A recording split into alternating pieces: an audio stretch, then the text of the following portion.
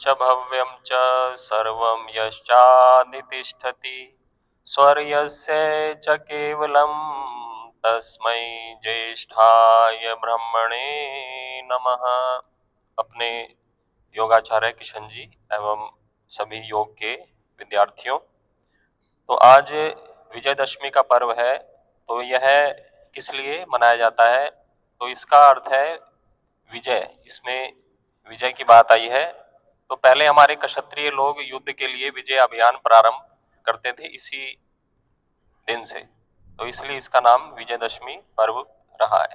तो एक तो हो गया विजय करना बाहरी शत्रुओं के ऊपर, एक होता है आंतरिक शत्रुओं के ऊपर विजय करना। जैसे हमारे अंदर षट शत्रु होते हैं, काम, क्रोध, लोभ, मोह, मद और मत्सर, तो इनका नाश करना।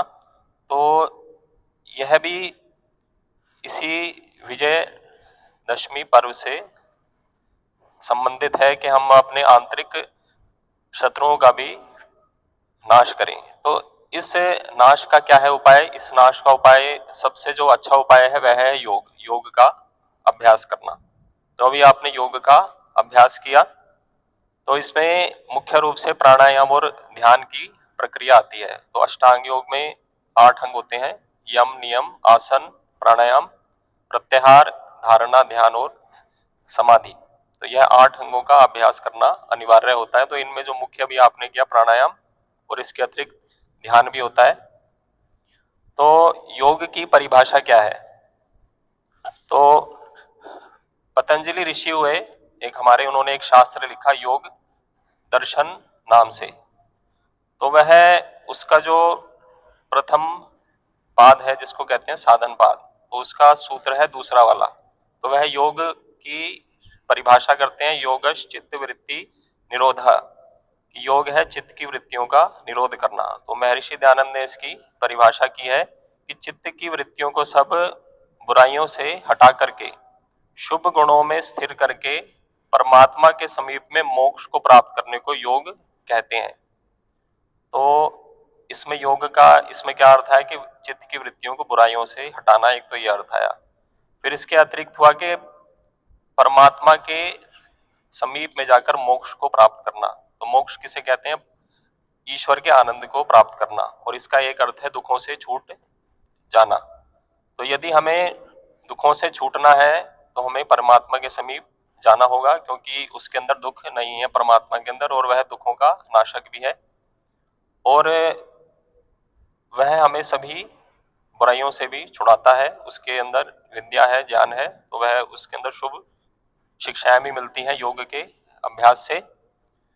तो मोक्ष एक तो होता है कि भी, एक अर्थ मोक्ष का ये भी है कि शरीर के बंधन से छूट जाना, कि जन्म और मरण के बंधन से छूट जाना, एक वह मोक्ष है। तो वह हमारा अंतिम लक्ष्य है। लेकिन उससे पूर्व यदि हम मोक्ष का आनंद प्राप्त करना चाहें जीते जी, तो उसका साधन है योग। तो योग से मैं मुख्य रूप से लेता हूं ध्यान योग। तो यदि हम ध्यान योग करते हैं तो हम बाहरी जो हमारी वृत्तियां जो विषयों में लगी हैं उससे हटके हम अंतर्मुख होके ईश्वर के आनंद को पाते हैं और दुख से अलग भी होते हैं। यदि दुखों से छूटना है तो आपको अंदर आना पड़ेगा, ईश्वर की साधना करनी पड़ेगी, उसका ध्यान करना पड़ेगा। और इसमें स्वामी दयानंद ने अर्थ दिया कि वियोग किसको कहते हैं? कि परमेश्वर उसकी आज्ञा से विरुद्ध बुराइयों में फंस के उससे दूर हो जाना, कि जो परमेश्वर है उसकी और जो उसकी आज्ञा है उससे हम हट गए और कहाँ चले गए? बुराइयों में चले गए। तो यह है वियोग। और एक अर्थ और उन्होंने दिया, उपासना समय में परमेश्वर के अतिरिक्त विषय से मन की वृत्ति को सदा हटाए रखना चाहिए, यह भी योग है। कि जब हम उपासना करने लगे तो फिर हमें सांसारिक विषय रखने नहीं है मन में, हमें केवल परमात्मा की वृत्ति रखनी है, केवल उसका ही ध्यान करना है। और इसके अतिरिक्त जब हम व्यवहार करेंगे तो हमें उसमें अधर्म का व्यवहार करना नहीं है, यह भी योग है। उससे भी अपनी मन की वृत्ति को हटाना है अधर्म व्यवहार से। तो यह जो चित्त व मन की जो हमारी वृत्तियां हैं उनको बुरे कामों और अनीश्वर के ध्यान से हटाने का क्या है उपाय? तो योग दर्शन का जो प्रथम पाद है उसका सूत्र है 12। उसमें लिखा अभ्यास वैराग्याभ्याम तन निरोधा, कि अभ्यास और वैराग्य के द्वारा हम चित्त की वृत्तियों का निरोध करते हैं। तो दो है साधन, अभ्यास और वैराग्य।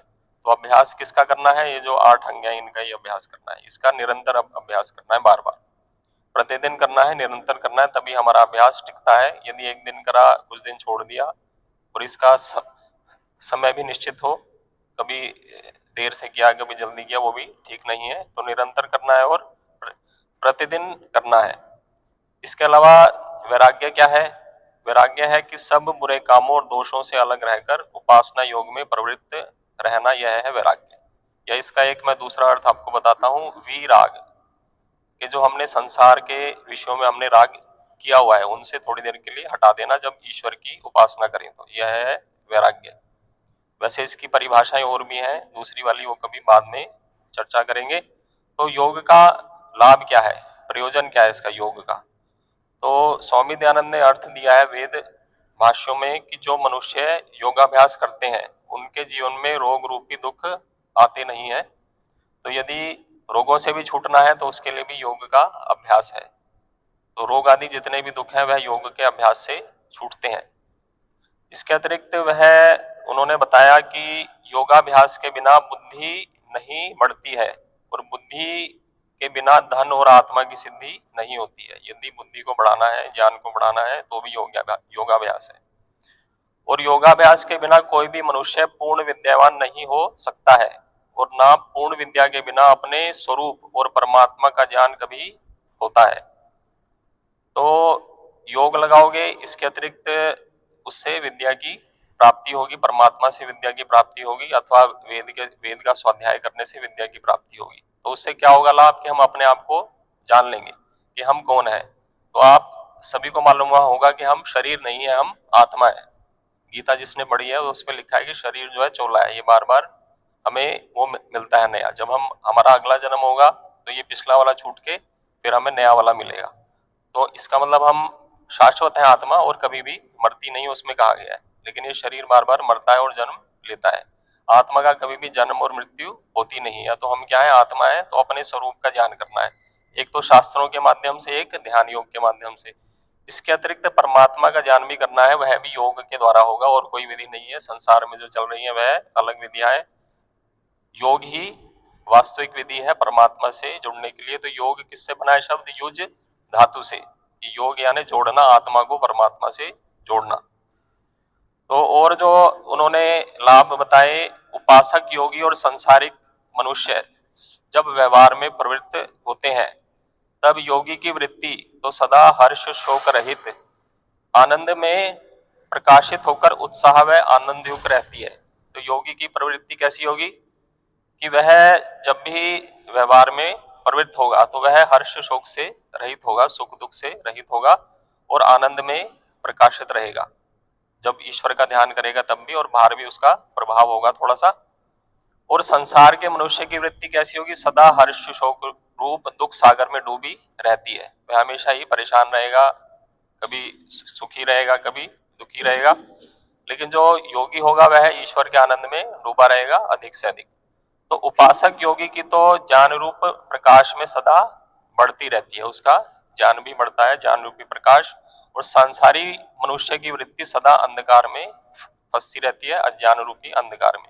उसे यही नहीं पता होता मैं कौन हूँ, परमात्मा कौन है और मुझे कैसे व्यवहार करना है। तो उसे संसार में व्यवहार करना भी नहीं आता है कि किस तरह से व्यवहार करें। सदा ही वह दुराचार में प्रवृत्त रहता है, उसका आचरण भी ठीक रहता नहीं है। एक उन्होंने लाभ बताया, अष्टांग योग से परमात्मा के समीपस्थ होने और उसको सर्वव्यापी सर्वांतर्यामी रूप से प्रत्यक्ष करने के लिए जो जो काम करना होता है वह सब करना चाहिए।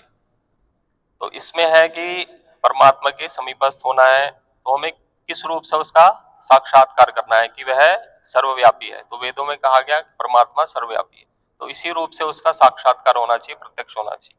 और ये बताया कि सर्वांतर्यामी है, कि हमारे अंदर भी बैठा है, मन की बातों को भी जानता है। तो यह सब हमें करना योग्य है कि जो सर्वांतर्यामी है और सर्वव्यापी है उस परमात्मा का प्रत्यक्ष करना है हमें। तो जब इन साधनों को करता है तब उसका आत्मा व अंतकरण पवित्र होकर सत्य से पूर्ण होता है, नित्य प्रति ज्ञान विज्ञान बढ़कर मुक्ति तक पहुंचता है। तो योग का क्या लाभ है? मुक्ति तक पहुंचोगे आप। आप अगर अगर गीता पढ़ोगे तो श्री कृष्ण योग की बात भी कर रहे हैं, मुक्ति की बात भी कर रहे हैं, निर्वाण भी कहा है उन्होंने उसको। तो ये योग के अभ्यास से ही सिद्ध होगा। श्री कृष्ण ने भी छठा अध्याय ध्यान योग का लिखा है और सीधा लिखा है कि इससे परमानंद की प्राप्ति होगी, परम सुख मिलेगा। इससे ही जो ईश्वर के अंदर ही होता है, हमारे पास नहीं है वो परम सुख। अगर ये लेना है तो फिर परमात्मा से जुड़ना पड़ेगा और इससे हम मुक्ति तक भी पहुंचेंगे, यानी जन्म और मरण के चक्र से छूट जाएंगे। आपको भी पता है कि जब तक शरीर रहेगा तब तक सुख दुख से पूर्ण मुक्ति नहीं है। तो यदि अगर सुख दुख से पूर्ण मुक्ति चाहिए तो फिर मोक्ष ही है, अंतिम उपाय और कोई नहीं है। क्योंकि यहाँ पर जब तक आओगे तो सारे सांसारिक व्यवहार भी करने पड़ेंगे, बड़े आवश्यक हैं। क्योंकि शरीर का निर्वाह जो होता है वह बिना व्यवहार के होता नहीं है। आपको भी पता है, इसको भोजन की भी है आवश्यकता और इसके लिए सारे काम करने पड़ते हैं। ये सारे काम शरीर के लिए होते हैं। आधे से ज्यादा आप जो काम करते हैं वो शरीर के लिए कर रहे हैं, आत्मा के लिए काम नहीं होता इतना। क्योंकि शरीर को शरीर की आवश्यकता है, भोजन भी चाहिए, वस्त्र भी चाहिए, रहने के लिए मकान भी चाहिए, धन चाहिए, ठीक है, विद्या भी चाहिए, सांसारिक विद्या। अगर संसार में काम करना है कुछ किसी क्षेत्र में तो सांसारिक विद्या भी चाहिए। लेकिन अध्यात्म विद्या से हमें मोक्ष की प्राप्ति होगी। तो अध्यात्म विद्या बड़ी ही आवश्यकता है, बड़ी ही आवश्यक है, इसी से ही मोक्ष हमें मिलेगा। तो यह मैंने बताया, फिर आगे भी इसके मैं लाभ बताऊंगा। और इसकी जो विधि है योग, जो हमारा शास्त्र लिखा गया दर्शन शास्त्र, तो मैं इस रूप में आऊंगा बार बार वीरवार को। जैसे आपने कहा था सुबह, तो मैंने ये किया प्रयास किया मैं सुबह आने का प्रयास करूं, जिससे आप सभी को लाभ हो। तो एक मैं बस और इसके लिए आपको कहता हूं कि जैसे योग का अभ्यास करोगे तो शरीर शुद्ध होना आवश्यक है, स्नान करके करें आप इसको एक तो। और इसमें आहार भी हमारा होना चाहिए शुद्ध। आहार विहार जब तक शुद्ध नहीं होगा तो योग लगेगा नहीं। तो आहार में मांसाहार या फिर मद्यपान या फिर कोई भी अहितकारी तामसिक भोजन भी नहीं करना है, राजसिक भी नहीं, सात्विक आहार करना है। यानी फलाहार अधिक से अधिक करना है। दूध फल हो गए, तो फलों से भी हमारी शुद्धि होती है। कई लोग फल नहीं खाते हैं, तो फल को अधिक से अधिक लीजिए। जिसने योग का अभ्यास करना है तो वह फल अधिक से अधिक ले, कुछ दूध ले या फिर कुछ जड़ी बूटियों का रस ले, जिससे हमारा हमारा शरीर भी शुद्ध हो। तो शरीर को शुद्ध करके बाहर से भी, तो एक इसमें योग के अंग में जो नियम आता है उसमें एक आता है शौच। तो शौच का अर्थ होता है शुद्धि। तो इसका अर्थ है बाहर की भी शुद्धि और अंतर की भी शुद्धि। बाहर यानी शरीर आदि की भी शुद्धि और मन की भी शुद्धि रखो। मन में किसी के प्रति राग राग द्वेष ना हो, कोई आसक्ति ना हो। जैसे किसी से व्यवहार वो हो गया तो उसके प्रति हमारे मन में द्वेष आ जाता है, तो उसको किस पे छोड़ना है? परमात्मा के ऊपर छोड़ दो। मैंने जो करना था कर दिया, अब मैं ईश्वर के ऊपर छोड़ता हूँ। मेरा ये कार्य था, मैं किसी के प्रति द्वेष की भावना रखूंगा नहीं, ना किसी के प्रति अधिक राग की भावना रखूंगा। क्योंकि राग भी बाधा की है, वो भी ज्यादा राग नहीं करना है। तो ईश्वर में आसक्ति रखनी है। अगर ईश्वर को प्राप्त करना है तो उससे जुड़ना पड़ेगा, तो उससे राग हो ज्यादा और संसार से कम हो। वैसे संसार में व्यवहार के लिए कुछ लोगों से करना पड़ता है, पुत्र से भी करेंगे, फिर पति से भी होगा, तो ये सब व्यवहार के लिए। लेकिन जब ईश्वर से हमें हमें जुड़ना है तो फिर ईश्वर का ही होना चाहिए ध्यान, फिर संसार का नहीं होगा। क्योंकि ईश्वर क्या है? माता भी है, पिता भी है, वो सबसे बड़ा है। उसी ने हमें यहाँ पर भेजा हुआ है इसके लिए, व्यवहार के लिए और हमें मोक्ष की प्राप्ति के लिए। तो ईश्वर ने, संसार में भी सुख है, ऐसा नहीं कहता मैं, सांसारिक विषयों में सुख है, लेकिन ये वैसा सुख नहीं है जैसा परमात्मा में। तो वो वाला सुख चाहिए तो फिर ये संसार की वृत्ति थोड़ी छोड़नी पड़ेगी, सांसारिक सुखों को भी छोड़ना पड़ेगा। तो अपना आचार विचार आप शुद्ध रखें। सोच आता है इसमें कि अपना मानसिक भी किसी के प्रति राग ना हो, द्वेष ना हो, सबसे मधुर हो हमारा व्यवहार। और हमें आहार का भी ध्यान रखना है, शुद्ध आहार हो, फल लें, अधिक से अधिक सलाद लें। यदि किसी के पास फल भी नहीं होते तो भी सात्विक भोजन करो, रोटी खाओ, दाल लो, सब्जियां लो, दही है, ये सब अच्छी चीजें हैं। और मैदे की वस्तुएं ना लें ज्यादा से ज्यादा, जो जिसमें कि चोकर का आटा होता है, जिससे हमारा शरीर शुद्ध हो, वो वाला आटा लेना चाहिए। तो ऐसे ही और भी नमक का प्रयोग भी कम होता है, वह भी राजसिक में आता है। जो नमक ज्यादा खाते हैं, मिर्च ज्यादा खाते हैं, तो नमक और मिर्च को कम रखना है और मीठे को भी अल्प रखना है। तो सात्विक आहार करें, उससे हमारा शरीर शुद्ध होगा। और मानसिक रूप की भी शुद्धि करें तो उससे आपका योग ठीक से लगेगा। इन्हीं शब्दों के साथ मैं अपनी वाणी को विराम देता हूँ। ओम शांति।